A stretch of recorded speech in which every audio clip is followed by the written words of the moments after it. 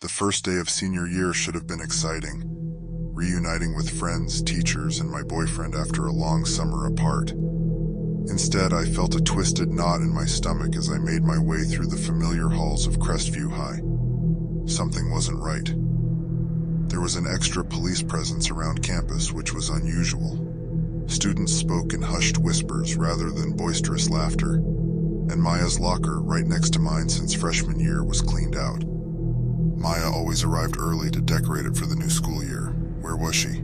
The classroom erupted into shocked gasps and disbelief. Not Maya, the brilliant, bubbly overachiever who was president of 3 clubs and had earned early admission to her dream college. Why would she kill herself right before senior year? None of it made sense. In the following weeks, unsettling clues began surfacing. Phrases like Maya was murdered were etched onto bathroom mirrors. Inside my locker, I found one of Maya's earrings with a note that read, "Find me." I started having vivid nightmares of Maya trying to tell me something, but I couldn't understand her distorted screams. It wasn't until I began reading through journals Maya left behind that I uncovered the ugly truth. She had been bullied relentlessly by a group of popular girls threatened by her success. They had spread cruel rumors, vandalized her locker, and harassed her online. In her last entries, Maya wrote she felt hopeless, like the torture would never end. Armed with this evidence, I decided to take matters into my own hands. I catfished the ringleader online and lured her to a secluded spot after school, determined to get justice for Maya. But when I arrived, the area was empty except for Maya's necklace swaying from a tree branch. Before I could react, icy hands wrapped around my throat from behind as Maya's distorted voice whispered, "You're too late." The moment Celeste sauntered onto the pool deck, I knew she spelled trouble. She exuded an entitled arrogance, her designer swimsuit and expensive goggles screaming, "I'm better than you." When Coach announced she had just moved here from a rich elite neighborhood, it all made sense. This girl was used to being worshipped and coddled. Well, welcome to my pool. At tryouts, Celeste dove in right before me, her freestyle form flawless. I poured all my energy into my swim, but she beat me by a hair. When we surfaced, she smirked. "Not bad," she said condescendingly, like I should feel honored. In the locker room later, I noticed Celeste trying to sneak something into my swim bag. "What are you doing?" I demanded. She just smiled cryptically. "You'll see." The next day, I jumped into the pool and immediately cried out. My eyes were burning. Treading water, I screamed for help. Coach pulled me out. Bleach had been dumped into the lane I was assigned to. I knew it was Celeste's doing. At our next meet, I was crushing Celeste in the 500 free, until halfway through when debilitating cramps seized up my muscles. Again, her doing. Celeste was used to eliminating the competition at all costs. I decided to confront Celeste and tell her I was onto her cheating ways. She just laughed coldly. "I always win, stay out of my way." That night I hid at the pool, knowing Celeste would sneak in for late night laps. Around midnight, the door creaked open and footsteps entered.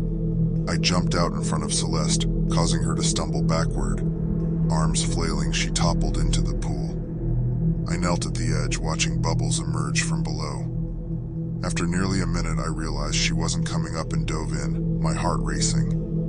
But when I swam down to the bottom, there was no sign of Celeste. The pool was empty, not even a ripple on its placid surface. I surfaced in shock. Had I imagined the whole thing? Suddenly, icy fingers wrapped around my ankles and pulled me under. I thrashed violently, but the grip was supernaturally strong. Celeste's bloated blue face appeared in front of mine, a cold warning in her dead eyes. "You lose." Wyatt was trouble from the moment he slunk into chemistry class, reeking of cigarette smoke and clad head to toe in black. As he sunk into the stool next to mine, I noticed his fingernails were caked with dried blood and grime. My muscles tensed instinctively. When Dr. Meyer instructed us to light the Bunsen burners, Wyatt grabbed my hand forcefully. "Want to see what human flesh looks like burnt?" he rasped. I wrenched myself away, glancing desperately at the clock. Only 40 minutes left alone with this psychopath. In the following days, I noticed dead animals in my locker, each with an ominous note attached. "You're next, or I'm watching you." Wyatt stalked me after school, always lurking just out of sight behind trees or in dark corners. He would text me photos he had taken of me sleeping or changing clothes in my bedroom, indicating he had broken in. Terrified, I decided to tell Dr. Meyer that I needed a new lab partner. But the next day, Wyatt never showed up. In fact, he was absent the entire week. While part of me felt relieved, every day that passed without knowing his location also bred panic. A week later, Dr. Meyer informed us that Wyatt had transferred schools unexpectedly. I tried to feel glad it was over, but I couldn't ignore the nagging feeling that he was still out there planning his revenge.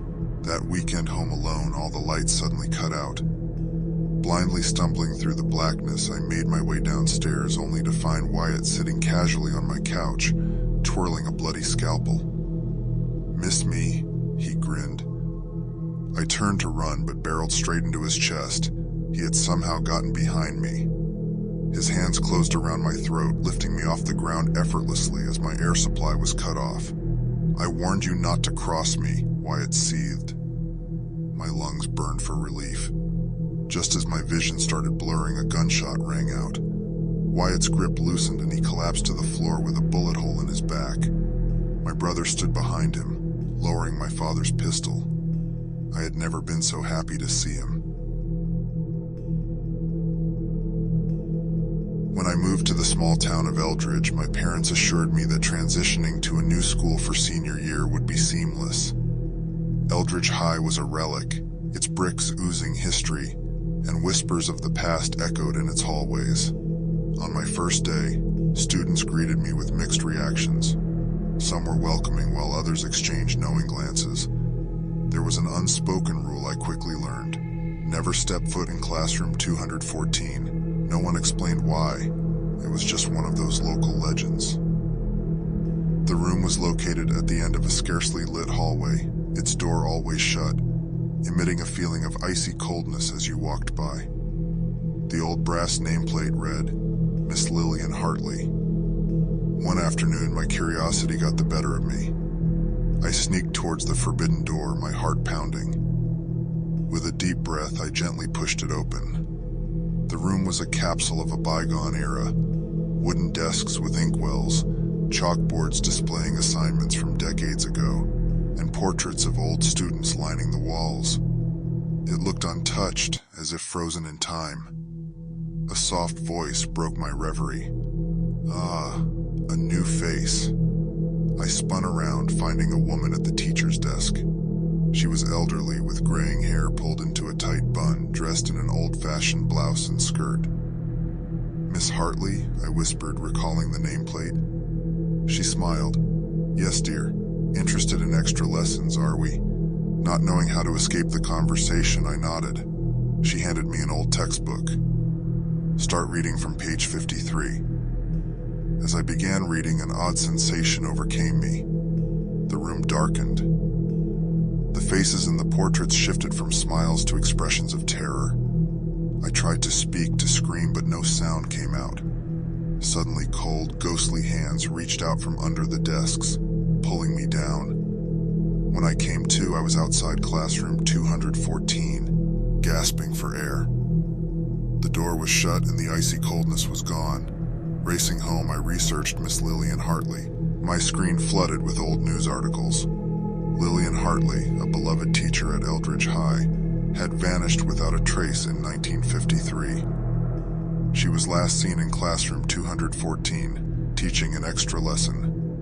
Since then, students reported being lured into the room, only to be found hours later, dazed and muttering about extra lessons.